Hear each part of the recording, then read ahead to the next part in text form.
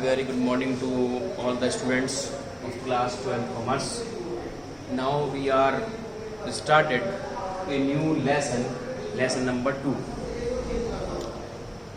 5-year plan, goals and achievements. ये lesson का name बेटा। यहाँ पर सबसे पहले जब हम 5-year प्लान की बात करते हैं तो इसमें एक वर्ड आता है प्लान, यानी प्लानिंग करना। किस बात की?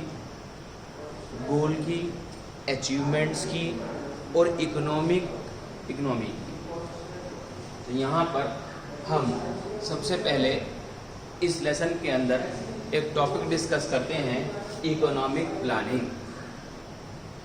यहाँ पर इकोनॉमिक प्लानिंग दो वर्ड से मिलकर बनता है, एक इकोनॉमिक से, एक प्लानिंग से। Economic means which relates to the money in exchange of. Economic का मतलब है कि मनी से रिलेट करना, इन एक्सचेंज ऑफ जो भी हम वर्क कर रहे हैं उसके बदले में पैसा। उसी पैसे से क्या की जाएगी? Planning. Planning means to prepare for the future. अब यहाँ क्वेश्चन अराइज होता है कि फ्यूचर किसका? It means the future of the country, the future of the development of a country, the future of the countrymen of a country।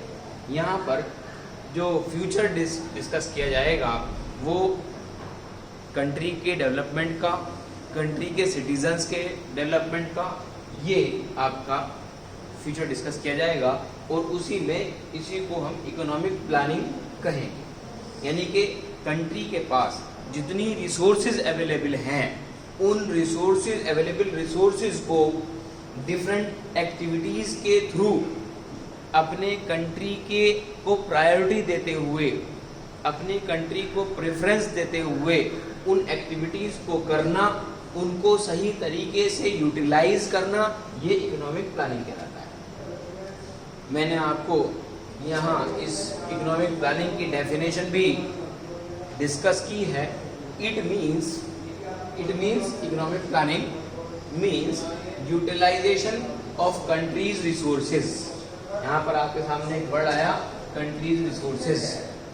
यहाँ पे बताया गया कि इकोनॉमिक प्लानिंग जो है वो उसका मतलब है कि इस्तेमाल करना, यूटिलाइजेशन मीन्स इस्तेमाल करना ऑफ कंट्रीज रिसोर्सेज।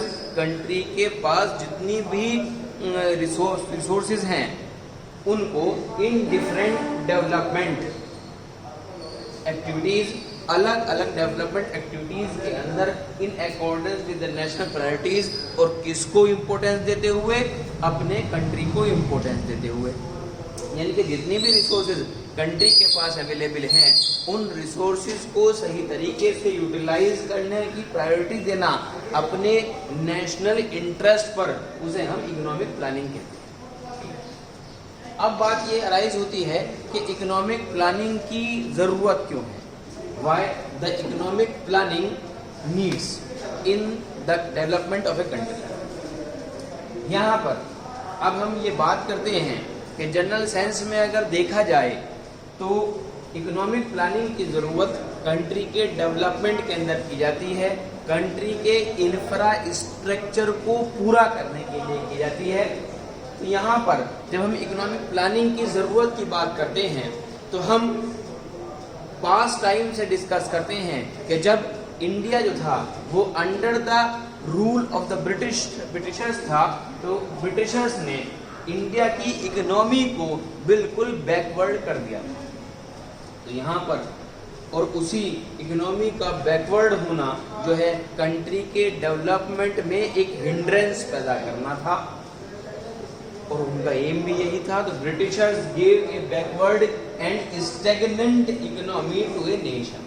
ब्रिटिशर्स ने अपने टाइम में, जितने टाइम में रूल किया, उन्होंने हमारे इंडिया की इकोनॉमी को बैकवर्ड कर दिया, स्टैग्नेंट, निर्भर कर दिया दूसरी चीज़ों पर। So economy was backward at the level of output and productivity were low. अब उस इकोनॉमी को बैकवर्ड होने में आपने कैसे पहचाना?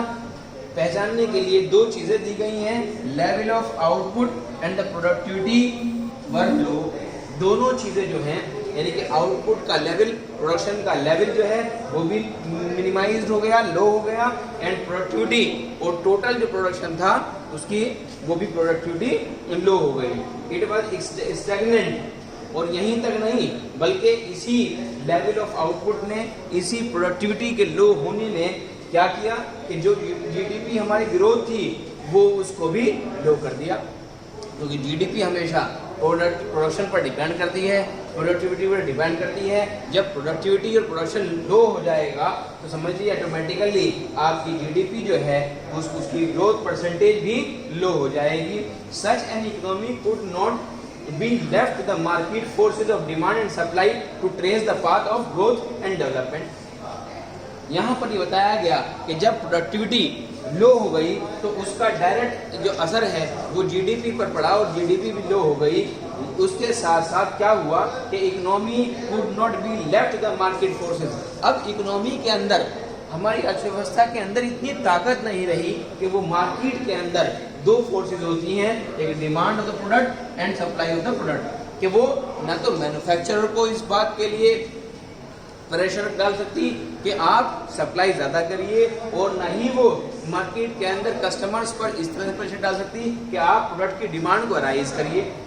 तो यहाँ पर जो डेवलपमेंट के लिए ज़रूरी है वो क्या है, कंट्री के डेवलपमेंट के लिए प्रोडक्शन करना, यानी कि मैन्युफैक्चर का उस चीज़ को बनाकर मार्केट के अंदर शो करना, और उसके साथ साथ डिमांड का मतलब क्या है कि कस्टमर के थ्रू उस प्रोडक्ट की जो परचेजिंग है उसकी परसेंटेज को इंक्रीज करना। वो दोनों ही हमारी इकोनॉमी के लो होने से जो है वो रुक गई, और समझ लीजिए कि वो रास्ता रुक गया कि जो कंट्री की ग्रोथ के लिए होता है।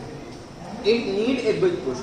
इसी वजह से हमें इस इकोनॉमिक प्लानिंग की जरूरत पड़ी, और इस इकोनॉमिक प्लानिंग के बारे में कहा गया कि it needed a big push of investment and the supported by the government. और इसी इकोनॉमिक प्लानिंग के पॉइंट ऑफ व्यू को अगर हम ध्यान में रखें तो ज़रूरत क्यों पड़ी कि जब हमारी इकोनॉमी डाउन हो गई, हमारा प्रोडक्शन, हमारी प्रोडक्टिविटी डाउन हो गई, ठीक है, हमारी जो मार्केट फोर्सेस हैं उनको वो प्रेशराइज नहीं हुई, वो रेज नहीं हुई, तो मजबूरी हमें इन्वेस्टमेंट को इंक्रीज करने के लिए, क्यों, सबसे पहले बिजनेस के अंदर first of all you will be invested then you will earn. तो पहले हमें इन्वेस्टमेंट करना होगा, इसलिए हमें जो है इकोनॉमिक प्लानिंग के थ्रू हमें इन्वेस्टमेंट को पुश करना पड़ा, और गवर्नमेंट को इस बात के लिए एग्री होना पड़ा कि वो जो है हमारे इस इन्वेस्टमेंट में सपोर्टिव बने। तभी हमारा जब हमारा इन्वेस्टमेंट इंक्रीज होगा तो गवर्नमेंट हमें सपोर्ट करेगी, तब हमारा इन्वेस्टमेंट इंक्रीज होगा, और तभी हमारी इकोनॉमिक प्लानिंग सक्सेस होगी, और तभी क्या चीज़ होगी कि प्रोडक्शन भी इंक्रीज होगा, प्रोडक्टिविटी भी होगी, इकोनॉमी भी स्टेबल होगी, और हमारी मार्केट फोर्सेज जो है डिमांड और सप्लाई वो भी रेज होगी। यहाँ पर हमने आज इस लेसन के स्टार्टिंग में दो चीज़ें पढ़ी हैं, एक इकोनॉमिक प्लानिंग क्या होती है और इकोनॉमिक प्लानिंग की ज़रूरत क्यों पड़ती है। इसका जो थर्ड स्टेप है वो हम कल पढ़ेंगे।